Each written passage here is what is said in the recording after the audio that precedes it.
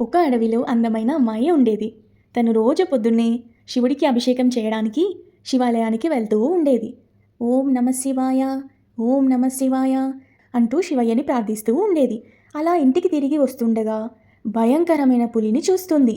ఆ పులి నుంచి తప్పించుకోవడానికి పరిగెడుతుండగా ఆ భయంకరమైన పులి తనని చూస్తుంది.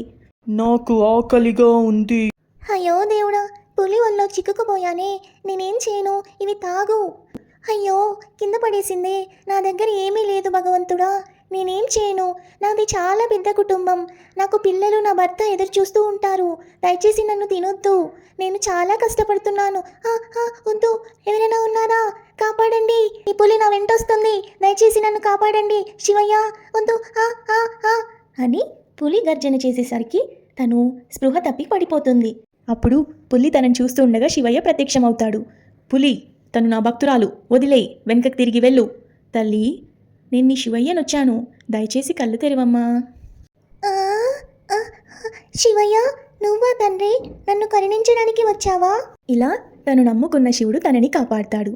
ఇకపోతే ఈ కథలోని నీతి ఏంటంటే మనము ఎప్పుడూ అధైర్యపడకూడదు. ఎందుకంటే ఆ పరమశివుడు ఉన్నంత వరకు మనని ఏ జీవి కానీ ఎవరు కానీ ఏమీ చేయలేరు. ఓం నమ శివాయ. నా వీడియో కనుక మీకు నచ్చినట్లయితే please like, share and subscribe. మరిన్ని వీడియోస్తో మీ ముందుంటాను. అంతవరకు stay tune to my channel. Bye.